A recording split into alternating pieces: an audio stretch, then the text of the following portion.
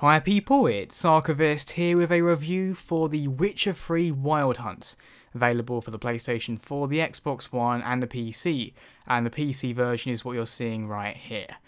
Now, I've decided to do this in an unscripted format because really this is a game I just want to talk about, really go on about, because there is a lot to talk about here. I think if one word I had to use to describe The Witcher 3, it would be enormity. Because this game is huge, absolutely enormous. I'm not just talking about the world itself, but I'm going to try and tackle this, category by category as I usually do. And I will begin with the story.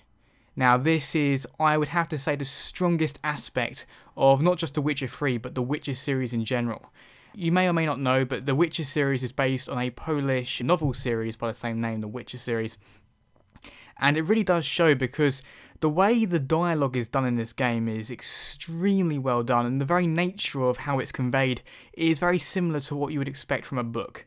I mean, there are different ways of tackling a narrative in a video game.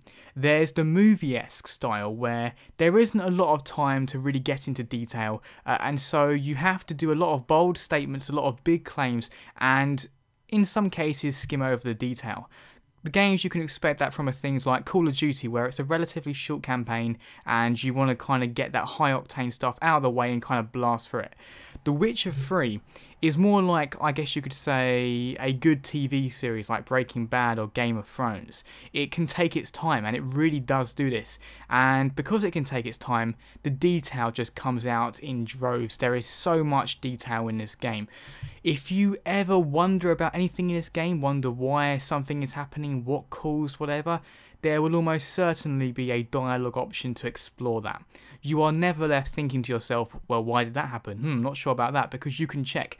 If you're not familiar with the original games, The Witcher 1 and The Witcher 2, in many cases you can just, through dialogue, understand what happened in previous games.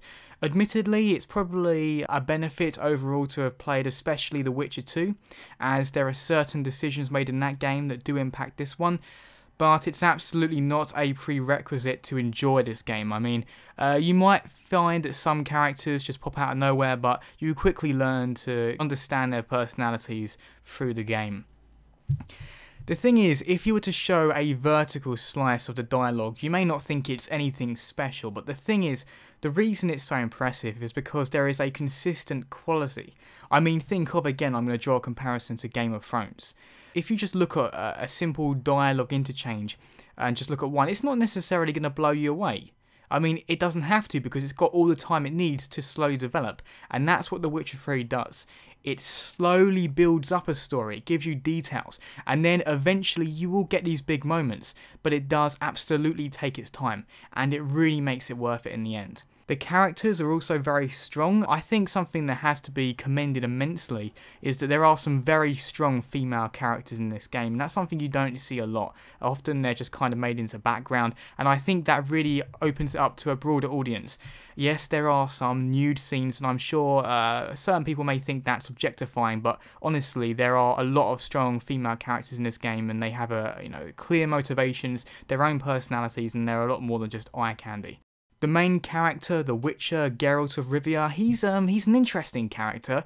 Being a Witcher, his emotions are, if you want, dampened, if not devoid entirely. So when he speaks, he can sound sometimes like a psychopath, but really, you can make him into the character you want to be. Is he going to be an asshole who will always demand as much money as possible for a job? I mean, there's one early on, for example, you're doing a job for this guy and you have to defeat this Noon Wraith, this kind of spectre by a well.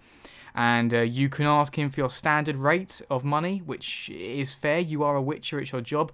Or because he's obviously down on his luck, you can just say to him, you know what, it's fine, keep the money because it's meant to be a dowry for his daughter. And the thing is about this game is, it has one of the most honest, true-to-life morality systems I've ever seen. In a lot of games, when you do something good or evil, say you choose the dialogue option, a little flash will come up saying, all negative karma, all plus karma, and you'll see your rating there. The Witcher 3 really does respect the grey area within morality, because it's not always obvious if you've done the right thing or not. You aren't always necessarily punished or rewarded for doing the right thing. And I really do respect that, and it really allows you to shape Geralt's character based purely on what you want him to be, rather than what ending you want, for example. But I really do have to stress, this story goes on for a long time. Not in a bad way, like, Transformers 4 kind of way. You're always thinking, oh no, it's going to end, oh, that's a shame, I was really enjoying it, but it keeps going, it keeps going, it keeps going. It doesn't outstay its welcome, there's always interesting new things to happen. It's a really good game in terms of value for money. Something I've got quite frustrated about is that games with good stories do tend to end faster than I would want. And The Witcher 3 just goes on for hours. I mean, I looked on Steam, for example. By the time I finished the main story, I did a good number of side quests, but still, it took me 57 hours to complete the main story with a few side quests, and barely any of it is filler. It's mostly dialogue, but it's almost always interesting dialogue. I don't think I ever skipped over anything unless I died and I had to go and listen to it again, and I did skip over it. But that's the story side of it. It's an absolute pleasure to go through, and it's almost worth it just for that, just for the story. If it was like a Traveller's Tales game where it was all about that, it would be worth it for that. But there is a lot more. So now, the gameplay. There's lots of different ways to look at the gameplay, but I'm going to be quite simple here and talk about the combat. So essentially, Geralt, he carries around a few weapons. You've got your crossbow, you can shoot from a distance. I didn't find it to be that useful at all, to be honest, but it's there if you want to use it. You've got your silver sword for dealing with monsters, and your standard steel sword for dealing with regular humans, beasts, that kind of thing. And to create a, I guess, simplistic comparison, you could say yes, it is like Assassin's Creed. That is a fair comparison, but there is a difference in terms of quality and a greater focus on preparing before you start fighting. So in a lot of battles it can be quite difficult, so you're going to need to drink some potions, things to enhance your regeneration of your health, your general strength, your stamina, things like that.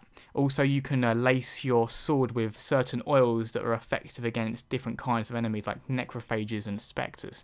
And then just general minute-to-minute combat, you've got your magical signs, and essentially these are spells, but they're very simple tactical spells. You've got things like the Quen spell, which is like a defensive shield. You've got Igni, my personal favourite, which is like a fire blast.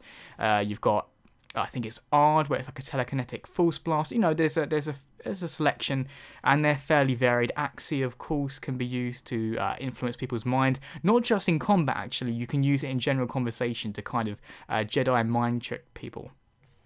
And that's very useful.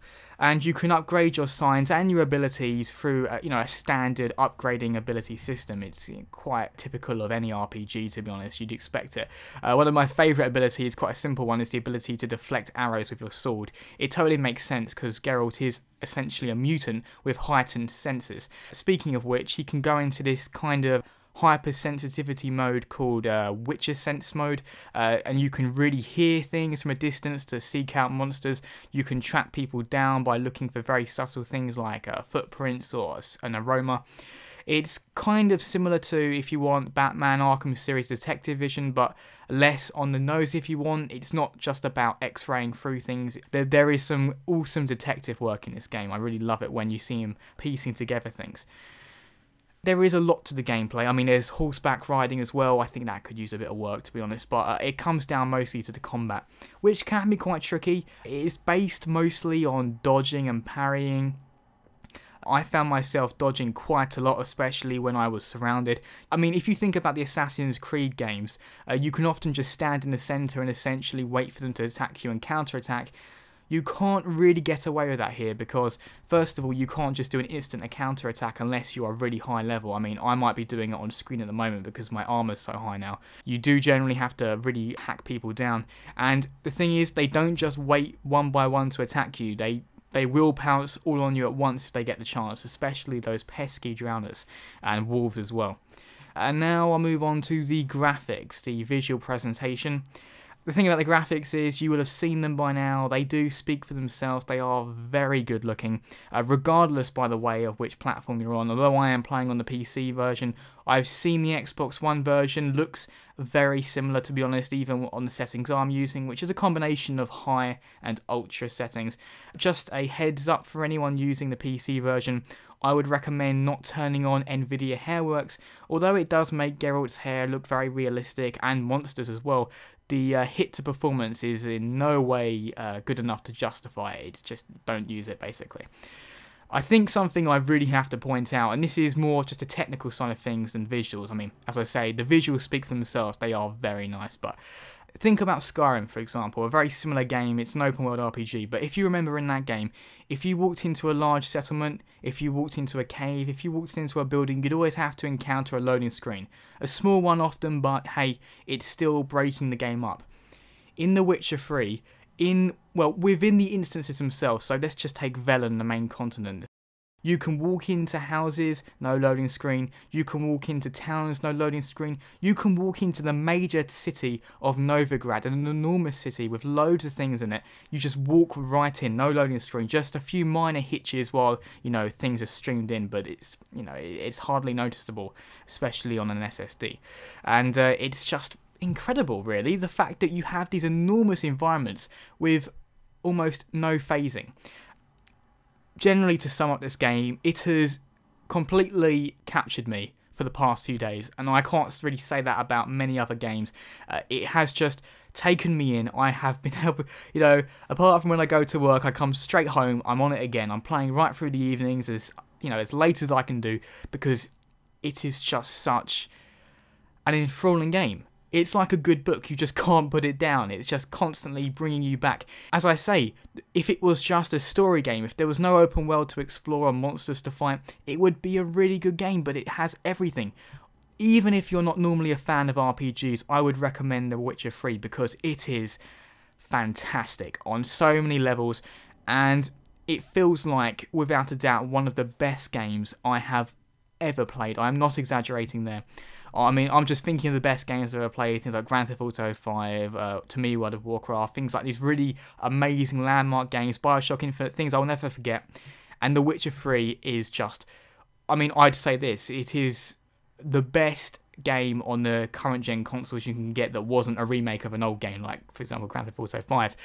You have to get this game. It is fantastic. Now, as my voice dies from over praising this game, of which I have very little to criticise because it is just brilliant, get it. It's fantastic. So I hope you've enjoyed this review. It's a little different from what I usually do. I just wanted to talk here, just ramble on a bit. As always, people, thanks very much for watching, and see you next time.